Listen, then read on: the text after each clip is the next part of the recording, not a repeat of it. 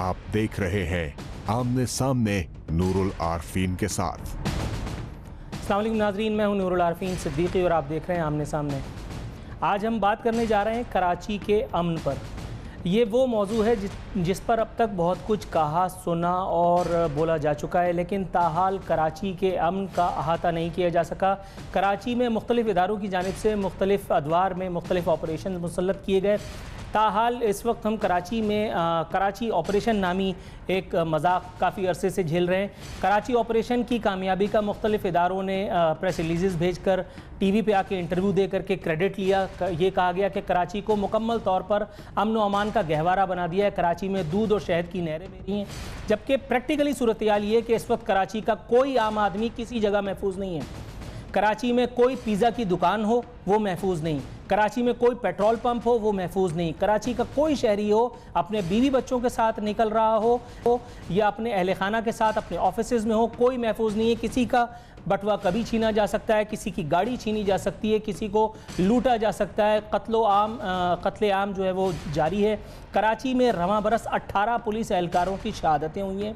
CTD ने यके बाद दीगरे इन तमाम एहलकारों के कातिलों को पकड़ने के मुतज़ाद दावे बुलंद किए। IG DIG वज़ीर आला का काम अब रह गया है तो सिर्फ इतना कि इन शहीद होने वालों के जनाजे पर जाएँ, अहल खाना को कुछ तसल्ली के अल्फाज से नवाजें, उनको कुछ नाम नहाद मेडल्स दें और उसके बाद अल्लाह अल्लाह खैर सल्ला।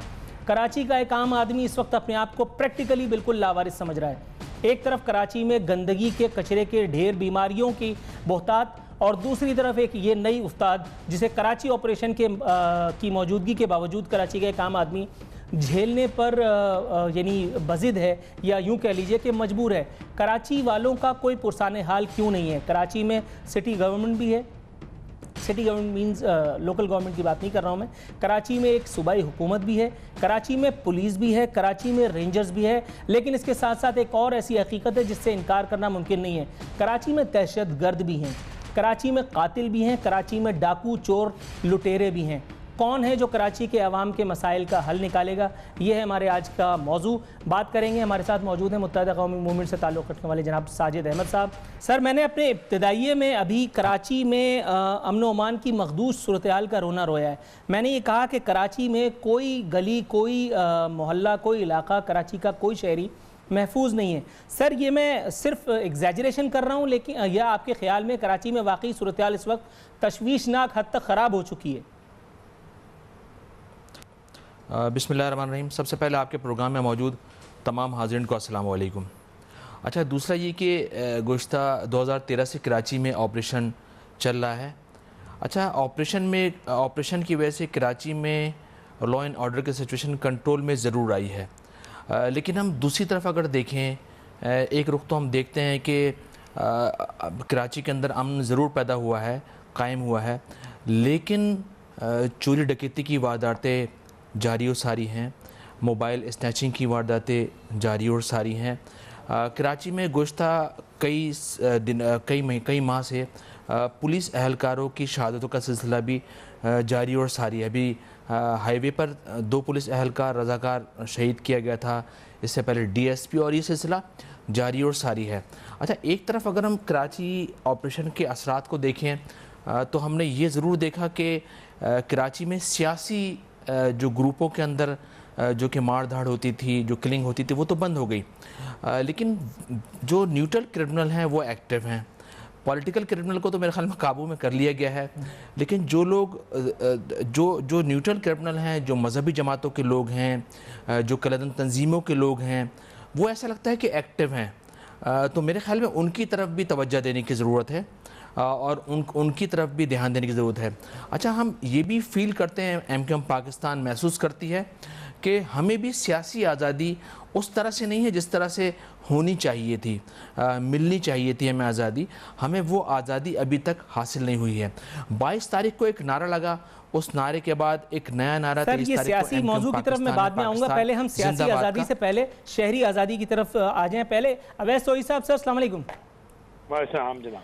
अवैस तोई साहब, हम कराची में अमन व अमान का नौहा पढ़ रहे हैं। सर, ये मुझे बताइए कि आप इस राय से इत्तेफाक करते हैं मेरी या साजिद अहमद साहब की? मैं मुसिर हूँ ये बात मनवाने पर कि कराची में अमन व अमान की सूरत हाल तशवीशनाक हद तक ख़राब हो चुकी है। और साजिद अहमद साहब का कहना है कि कराची में अमन ओमान की सूरत हाल दिगरगुन ज़रूर है, लेकिन कराची ऑपरेशन से सूरत हाल में कुछ बेहतरी ज़रूर आई है। सर, कराची ऑपरेशन से अगर शहर की जेलें भर दी जाएँ, उसके बावजूद भी कराची का एक आम आदमी अगर सड़क पे, किसी सड़क पे अपनी माँ, बहन, बीवी, बेटी, किसी के साथ भी लूट लिया जाए, उसके घर में घुस के डाका मारा जाए, उसको सरेआम गोलियां मार दी जाएं, तो कराची ऑपरेशन किस काम का?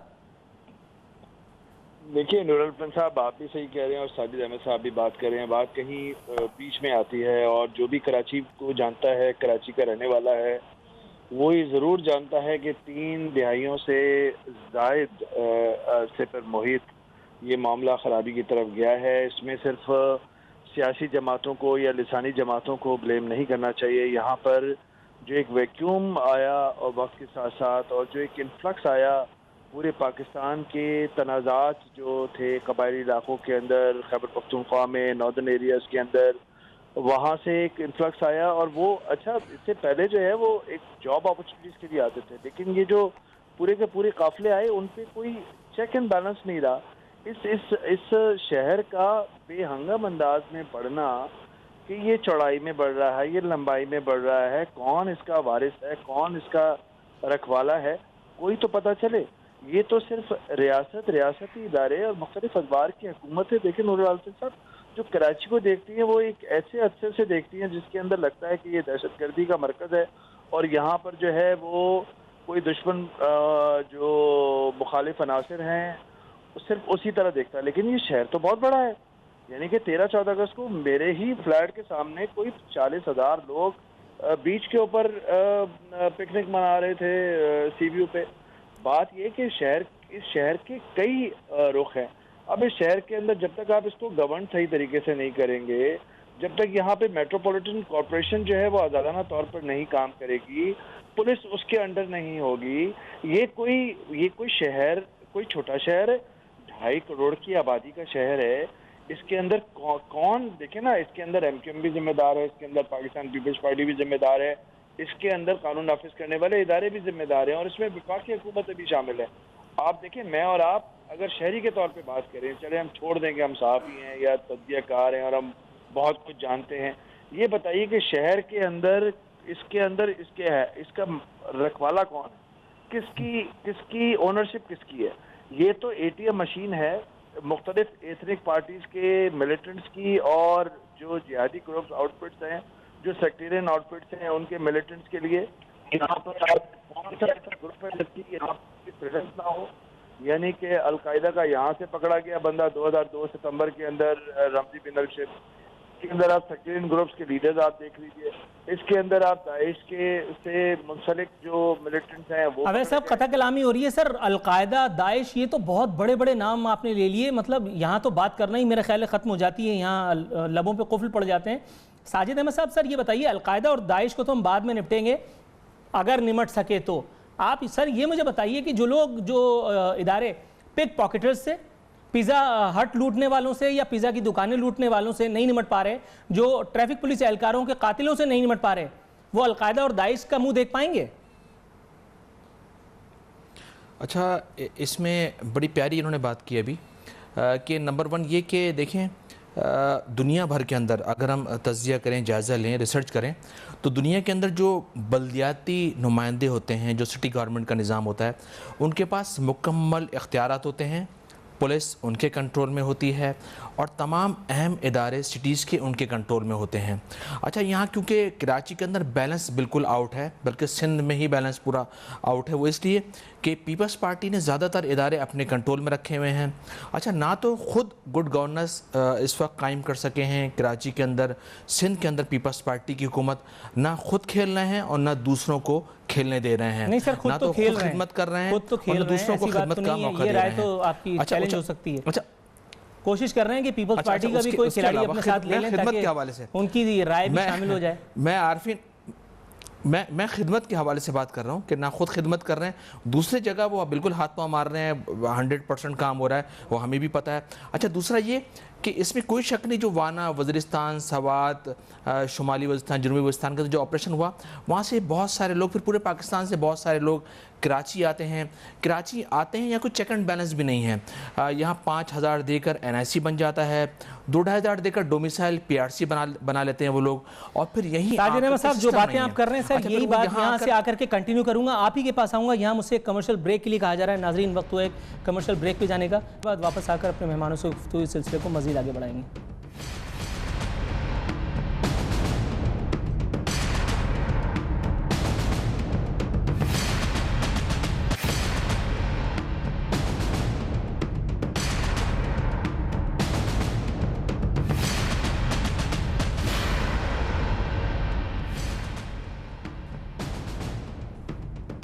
वेलकम बैक नाजरीन। बात हो रही है अपने मेहमानों से। साजिद अहमद साहब, ब्रेक पर जाने से पहले आप कुछ चश्मकुशा इंकशाफात कर रहे थे, लेकिन सर उन इंकशाफात की कंटिन्यूएशन अगर मैं ये कहूँ, 5,000 रुपये में कराची में शनाख्ती कार्ड बन जाता है और इसके अलावा बहुत सारे और दीगर काम हो जाते हैं।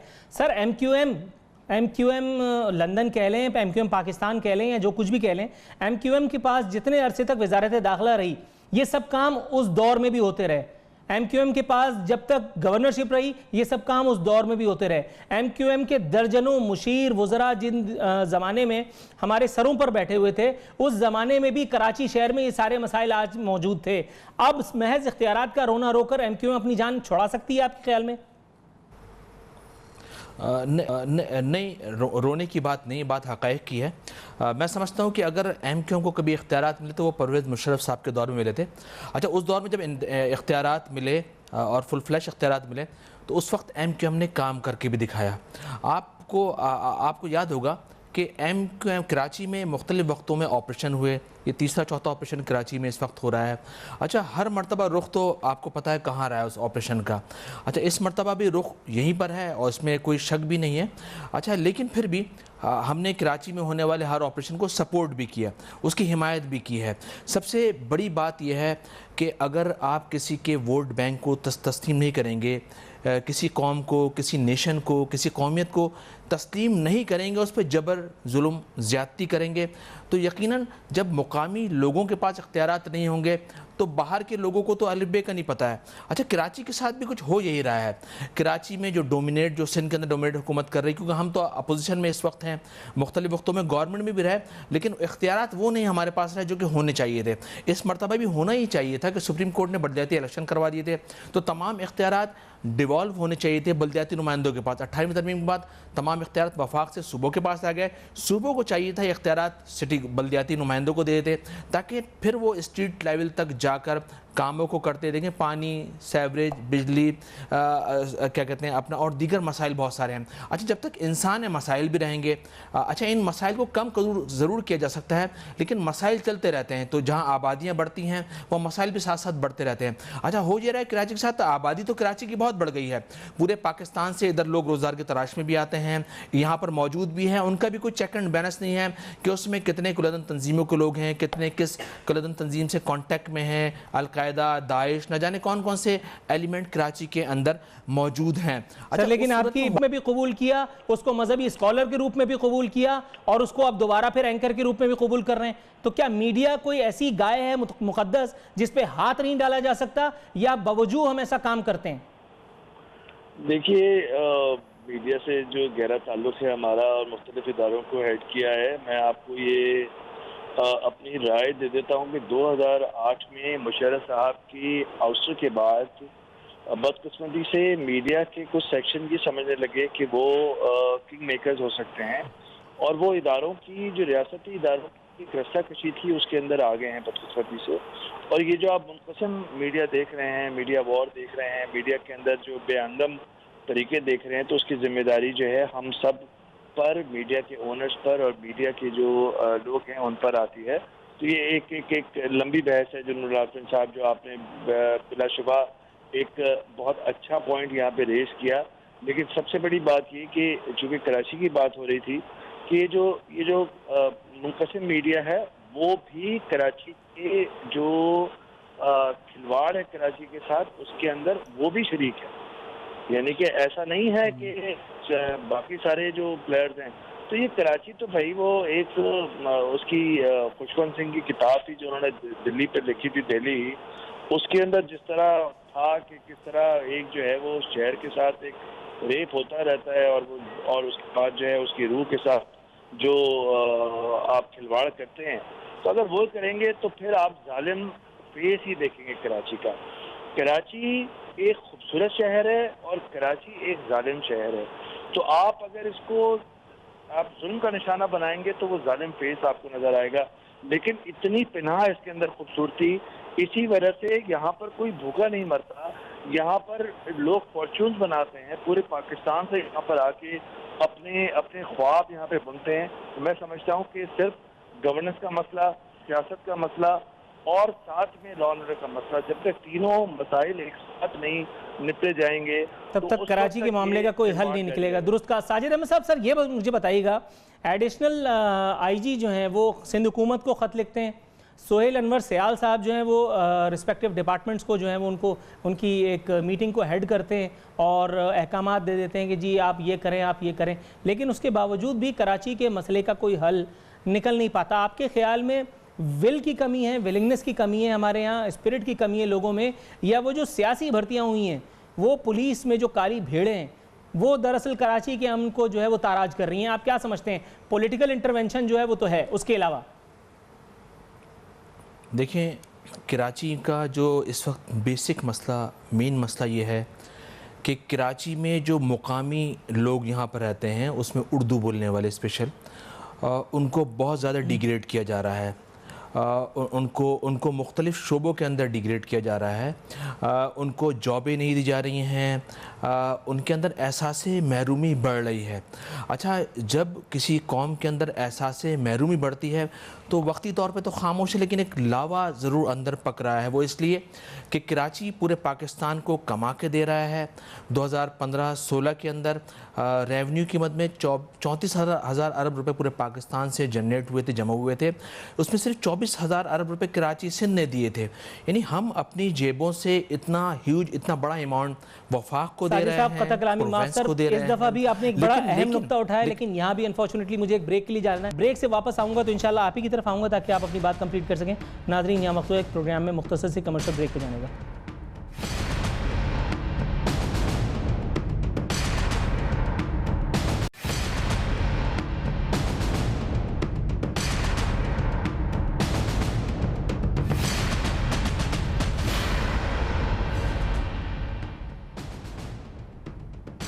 वेलकम बैक नाजरीन। प्रोग्राम के इख्तितामी मरहले में हम आ चुके हैं और फाइनली हमारे साथ पाकिस्तान पीपल्स पार्टी से ताल्लुक़ रखने वाले मुमताज़ जाखरानी साहब मौजूद हैं। मुमताज़ साहब, अस्सलाम वालेकुम। जी वालेकुम अस्सलाम। सर कैसे मिजाज हैं? अल्लाह का करम है। मुमताज़ साहब, सर ये मुझे बताइएगा, हम कराची के अमन का नोहा पढ़ रहे हैं। यहाँ मेरे पास एक ख़बर मौजूद है जो बता रही है कि आईजी सिंध ने वज़ीर आला को एक शिकायती ख़त लिखा है जिसमें उन्होंने फरमाया कि सियासी बुनियादों पर तबादले किए जा रहे हैं, पुलिस निज़ाम लिटरली मफलूज हो चुका है, अफसरान को वजारत दाखिला हिरासा कर रही है, पुलिस पर मेरा कंट्रोल नहीं, अमन व अमान की सूरत-ए-हाल मुतासर हो सकती है। आने वाले दिनों में हमने ये भी देखा कि कराची में अमन व अमान की सूरत-ए-हाल दिगरगू हो चुकी। आपके ख्याल में ये जो रिफ्ट है पॉलिटिकल गवर्नमेंट के दरमियान और एक पर्सन के दरमियान, एक डिपार्टमेंट के दरमियान, जिसकी वजह से वो कह रहे हैं कि मेरे पास अमन व अमान की सूरत-ए-हाल को कंट्रोल करने के लिए कोई टूल नहीं रहा, आपके ख्याल में ये तो नहीं वो शाखसाना है जिसकी वजह से कराची के शहरी डिस्टर्ब हो रहे हैं इस वक्त? अस्सलाम वालेकुम। हेलो जी वालेकुम सलाम। सर मैं सुन सकता हूँ आपको, मेरी आवाज़ आ रही है? जी बिल्कुल लाउड एंड क्लियर। अच्छा okay, thank you so much. मुझे ये बताया जाए कि आपके साथ पैनल में और कौन है? सर साजिद अहमद साहब MQM से ताल्लुक़ रखने वाले हमारे साथ मौजूद हैं इस वक्त, आपको सुन सकते हैं। जी मेरा साजिद साहब को सलाम और देखेंगे पैनल वाले उन सबको सलाम। देखिए, जहाँ तक आपने एक बड़ा सवाल किया और एक सवाल मुझसे पहले मैं आपका सुन रहा था, साजिद भाई की तरफ से भी आवाज़ आ रही थी। पहला सवाल आपने ये किया कि कराची में IG को पावर्स नहीं है। नो डाउट IG को अपने पावर्स हैं, जो IG के जो पावर्स हैं वो IG अपने पावर यूटिलाइज कर रहा है और कर भी सकता है। और IG को किसी ने कहीं हमने नहीं रोका कि IG साहब कहीं जाएं, कहीं विजिट कर लें और कहीं लाइन ऑर्डर का मीटिंग हो और IG साहब कॉल नहीं कर सकता है, वो कॉल कर सकता है। देखें, सियासी बुनियादों पे कोई भर्ती नहीं होती है, अगर भर्तियां हुई थी तो 2002 में पुलिस कांस्टेबल ये जो बताया जा रहा है, ये रोना पीट ना, हम 2002 के जो एमपी के दौर में जो टेररिस्ट भर्ती गए थे, जब सिर्फ पुलिस में अपॉइंटमेंट की गई थी। आप कराची की वाटर बोर्ड का देखें, आपके लिए KMC कराची का हालत देखें, ऐसे ऐसे लोग भी भर्ती किए गए जो साउथ अफ्रीका में बैठे थे, कोई लंदन में बैठा हुआ था, कोई मलेशिया में बैठा हुआ था, वो तनख्वाहें ले रहे थे। मैं तो आपको एक MPA का नाम बताऊं, वो भी KMC से सैलरी लेता था। ये हाल था, ये हम पे तनकीद करते हैं। सर वो MPA का नाम जरा बताइएगा काइंडली, आपकी बड़ी मेहरबानी होगी। वो भी टाइम पे बता दूंगा, मैं इस वक्त नहीं बता दूंगा, वो भी टाइम पर प्रूफ के साथ बता दूंगा, ऐसी बात नहीं है। मतलब इनके दांत ये खुद एडमिट करेंगे। अभी भी जो पकड़े जाते हैं, आपने कितने लोग देखे, कितने वाटर बोर्ड के एम्प्लॉइज होते हैं जो आजकल रेंजर से पकड़ते हैं, कितने KMC के निकलते हैं, कितने पुलिस के निकलते हैं कांस्टेबल, और क्यों जरूरत पड़ा है। आपको IG और CCTV वालों ने ये लिखा है कि 2002 से जितने भी अपॉइंटमेंट हुए उनको सबको फिल्टर किया जाए, उनकी इन्वेस्टिगेशन किया जाए। ये 2002 में जो ऑपरेशन नसीरुल्लाह बाबर के बाद जिस तरह पुलिस की शहादत है, ये किसने की मुझे ये बता। पुलिस ऑफिसर को चुन चुन को किसके दौर में किसने मारा, मुझे ये बताएं। वली बाबर को किसने मारा, ये मुझे बताएं कि कौन कौन से पुलिस वाले थे। ये सारे इनके गंद जड़ तो इनके पैदावार की है, ये डिटेक्टर के पैदावार है। और हम पे कहते हैं कि आज मुमताज जाकरानी साहब, सर आपका मैसेज तो क्लियर हो गया। सर ये मुझे 1 मिनट सर आप लाइन पे रहिएगा, साजिद अहमद साहब से मैं आपकी इस बात का जवाब ले लूँ। साजिद अहमद साहब जनरल नॉलेज के कई सवालात उन्होंने उठाए हैं, जिसमें उन्होंने कहा है कि वली बाबर को किसने मारा और कराची ऑपरेशन में शरीक पुलिस वालों को किसने मारा। सर काइंडली तबलीगी जमात पे या किसी और पे इल्ज़ाम लगा के मेरे दिल को तक़वियत पहुंचाइए। अच्छा, मैं यही इसी जो कराची में जो जुल्म ज़्यादती यही हो रही है कि हर चीज़ को अज़बियत और तासुब का निशाना बना दिया गया है। वाटर बोर्ड में हमारे पास था क्या, कराची सिंध को 9% रेवेन्यू देता है। वाटर बोर्ड में कराची को उर्दू बोलने वाले लोग भर्ती हुए ना। हर जगह क्रिमिनल होते हैं, हर जगह अच्छे बुरे हर पार्टी के अंदर होते हैं। क्या पीपल्स पार्टी ने लियारी गैंग वॉर पे हाथ नहीं रखा था? क्या इनके वज़रा, क्या इनके मुशीर, क्या उस वक्त के CM खुद जाके लियारी गैंग वार वालों से नहीं मिलते थे? जाके बाकायदा तौर पर CM का उधर उठाने के बाद मुबारकबाद उनसे लेने लियारी जाते थे। तो ये बातें रहने दें, वो इसलिए कि अगर हर बात को आप तासुब की ऐनक से देखेंगे तो फिर चीज़ें कंट्रोल नहीं होंगी। मेरे ख्याल में सबसे बड़ा पीपल्स पार्टी के पास टास्क इस वक्त ये है, उम्मीद इनसे ये की जाती है कि पूरी मुहाजिर कौमियत, मुहाजिर कौम, उर्दू बोलने वाले जो कराची में रहते हैं, इनके वोट बैंक को तस्लीम करें। इन पर दहशतगर्दी का जो ठप्पा लगा रहे हैं आप, उससे बाज आ जाएं। वो इसलिए कि ठीक है 22 तारीख के बाद कराची की सूरत हाल चेंज हो चुकी है।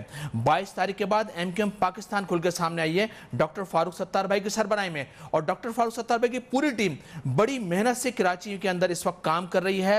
वो आसानी पैदा कर रही है इदारों के लिए भी, वो आसानी पैदा कर रही है सिंध गवर्नमेंट के लिए भी, वो आसानी पैदा कर रही है वफाकी गवर्नमेंट के लिए। अच्छा सर, ब्रेक पर जाने से पहले आपने एक नुक्ता उठाया था, मुझे अचानक याद आया। आपने कहा कराची वालों को नौकरियां नहीं मिलती हैं। साजिद साहब, सर आपने कहा था कराची वालों को नौकरियां नहीं मिलती हैं। पिछले दिनों एक एंकर ने एक फतवा दिया था, उन्होंने कहा था कि 20 से 25 करोड़ रुपए जो हैं वो MQM को दिए गए हैं ताकि MQM नवाज शरीफ हुकूमत के को पैटर्नेज यानी दस्ते शफ़क़त दे सके, आशीर्वाद दे सके। और उसके बाद फिर ये मुझे बताइए, वो 20 से 25 करोड़ रुपयों में अगर वो इल्ज़ाम सही है, कुछ भरा होगा? 20 से 25 अरब रादर, सॉरी, उसमें कुछ भरा होगा? मैंने उस एंकर का स्टेटमेंट सुना था। देखिए, मैंने उनका वो स्टेटमेंट देखा था, वो जो TV पे बैठ के बातें कर रहे थे। उन्होंने कहा 20-25 अरब रुपए दिए हैं पैकेज में। तो देखिए, मुस्लिम लीग नून तो MQM को वजारतें देनी थी, हमने मना किया।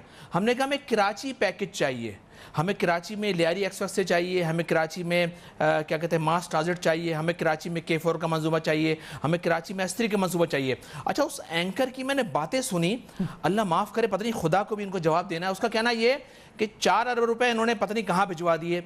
तो जो भी डेवलपमेंट, नंबर 1 इस चीज़ को मैं उस एंकर के इस चीज़ को क्लियर करूं कि जो भी डेवलपमेंट की मद में जो फंड मिलते हैं किसी भी पार्टी को, किसी इदारे को, तो वो जाते हैं मिसाल के तौर पर PWD के अंदर जाते हैं। इस तरह का सिटी गवर्नमेंट में वो पैसे आएंगे तो सिटी गवर्नमेंट का डेवलपमेंट का डिपार्टमेंट होगा, वहाँ पैसे आएंगे। अच्छा, फिर पार्टियां स्कीम लिख के देती हैं कि हमें ब्रिज चाहिए, हमें अंडरपासेस चाहिए, हमें मास ट्रांजिट चाहिए, हमें सर्कुलर रेलवे चाहिए, फिर वो मौजूदा डिपार्टमेंट बना के देता है। हमारी समझ में उस एंकर की बात नहीं आई कि वो एंकर TV पर बैठकर उसको अल्लाह को हिसाब भी देना है या नहीं देना है। वो TV का, वो मीडिया का नाजायज इस्तेमाल कर रहा है। सर साजिद अहमद साहब, आपकी इस बात को रोकूंगा। हमने देखा है साजिद अहमद साहब, आपकी इस बात को यहाँ रोकूंगा। हमने देखा है कई ऐसे खुदाओं को यहाँ सामने जिनके वो सचमुच का खुदा कुछ भी नहीं। मुमताज जाकरानी साहब, सर आप मेरे साथ मौजूद हैं? आरफिन मैं एक बात और करूंगा। अच्छा मुमताज जाखरानी साहब, सर मुझे ये बताइएगा, मैं एक छोटी सी खबर आपकी खिदमत में पेश कर रहा हूँ, काइंडली जरा इस पर तबसरा फरमा दीजिएगा। ये खबर बताती है कि तकरीबन 45 बासर कैदियों ने अय्याशी का एक बहाना ढूंढ रखा है और जाली मेडिकल रिपोर्ट्स पर अस्पतालों में दाखिल होकर अय्याशी फरमा रहे हैं, जबकि इंकशाफ हुआ है कि कई कैदी तो खुफिया तरीके से अपने घरों में भी कई कई दिन क़याम करते हैं। कानून का मजाक बनाने वालों में मारूफ सनतकार सिकंदर जतोई का बेटा शाहरुख जतोई सर फहरिस्त है, जबकि हालिया नैब रेफरेंस में गिरफ्तार 2 SSPs फिदा शाह और तनवीर अहमद भी मसनूई बीमारी जाहिर करके अस्पतालों में ऐश कर रहे हैं। इसी तरह सनतकार गौहरुल्लाह, DC करमुद्दीन, KD अफसर मंजर अब्बास, SP सरवर अबरो का बेटा सलमान अबरो और नवाब सज्जाद तालपुर के नाम भी ऐसे कैदियों की फहरिस्त में शामिल हैं। 2 अगस्त 2017 को यह खबर शाया हुई है। सर आपके ख्याल में इन तमाम लोगों के नामा अमाल में ऐसी कौन सी नेकियां थी जो इनको अस्पताल में दाखिल करवा के और इनका एक नाम नेहाद इलाज फरमाया जा रहा है? देखें, अगर जिन भी कैदी को हॉस्पिटलाइज किया जाता है तो ग्राउंड रियलिटी देखा जाता है। ग्राउंड रियलिटी इस तरह होता है, वो डॉक्टर उसको रिकमेंडेट करता है सिविल हॉस्पिटल का। अगर हम कहते हैं कि इस तरह का अगर कोई इलीगल है तो उसको नहीं होना चाहिए, हम इस चीज़ को सपोर्ट नहीं करते। आपको ये भी मैं बताना चाहता हूँ, चलो इस दौर में फिर भी हॉस्पिटलाइज हो गए हैं। 2002-03 में जब मुशर्रफ के दौर में मुझे साजिद भाई से पूछो आपके कितने लोग पैरोल से निकालकर, जेलों से निकालकर आप साउथ अफ्रीका और इंडिया और लंदन गए, मुझे इनका तो जवाब दे। वो लिस्ट में आपको बता दूं, ये तो एटलीस्ट चलो हॉस्पिटलाइज तो हैं, उन्होंने तो हॉस्पिटलाइज भी नहीं की, उन्होंने घर भेज दिए, दूसरे ममालिक भेज दिए। जहाँ तक कराची की बात करें मेरे भाई, कराची के लिए हम काम करें, हमें कराची इतना जितना सिंध भी कराची का एक हिस्सा है, पार्ट है, और हमें उर्दू बोलने की ये बात जो पहले कर रहे थे डिफरेंस क्रिएट ना करें। हमारे सेनेट के चेयरमैन रजा रबानी वो कौन है, हमारे डिप्टी स्पीकर साहबा कौन है, हमारे कैबिनेट में कितने उर्दू स्पीकिंग, हमारे सेक्रेटरी कौन है, सीएम साहब का प्रिंसिपल सेक्रेटरी कौन है उर्दू स्पीकिंग वाले, ये नहीं है। उर्दू स्पीकिंग वाले हमारे भाई हैं, इनको सिर्फ फिक्र है अब CS 114 किस तरह में जीता। ये उर्दू बोलने वालों ने हमें वोट दिया था, इनके वोटरों ने हमें वोट दिया। ये एक बहाना करते हैं MQM पाकिस्तान, MQM लंदन। मैं खुदा की कसम दावा से कहता हूँ ये दोनों एक है। ये लोगों को ड्रामा कर रहे हैं और लोगों को दिखावा कर रहे हैं। ये कह सकते हैं इंसाफ के साथ बात तो नहीं कर सकते इंसाफ। अच्छा सर, प्रोग्राम बस खत्म ही हुआ चाहता है। साजिद अहमद साहब से इस इल्ज़ाम का जवाब भी ले लूं, उन्होंने बड़ी ज़बरदस्त मुस्कुराहट के जरिए ऑल्दो जवाब दे तो दिया है। Sir MQM London, MQM Pakistan एक हैं, साजिद अहमद साहब क्या कहेंगे? देखिए, ये तो हमने अलान कह दिया है कि MQM लंदन या लंदन से हमारा कोई ताल्लुक़ नहीं है। अच्छा, ये जोड़ने का बुनियादी मकसद इनका भी PSP के रहनुमा को भी देखा जोड़ते हैं, उनका बुनियादी मकसद ये कि MQM पाकिस्तान को ग्राउंड पर स्पेस ना दिया जाए। उसकी बुनियादी वजह यह है कि सबको तबाह कर दिया जाए। ये मुहाजिर के लिए उर्दू बोलने वालों की जो जमात काम करे उसको काम ना करने दिया है। इसका बेसिकली मतलब इनका ये है कि एक जाहिर कर और सबको मारो, सबको पीटो, सबको ख़त्म करो, खाओ पियो ऐश करो, खाओ पियो और भुट्टा खाओ, ये इनकी पॉलिसी है। मेरे ख्याल में 114 पर भी जिस तरह से वहाँ के लोगों ने PS 114 के लोगों ने मुत्तहदा कौम पाकिस्तान का साथ दिया, वो अलग बात है कि गवर्नमेंट ने वहाँ नाजायज़ पावर यूज़ किया और वहाँ पर इस्तेमाल करके हमें पता है कि वहाँ जो कुछ हुआ है उस हवाले से हम इलेक्शन ट्रिब्यूनल भी जा चुके हैं और वहाँ भी पिटिशन में दाखिल कर दी है। अच्छा, होना ही मैंने स्टार्ट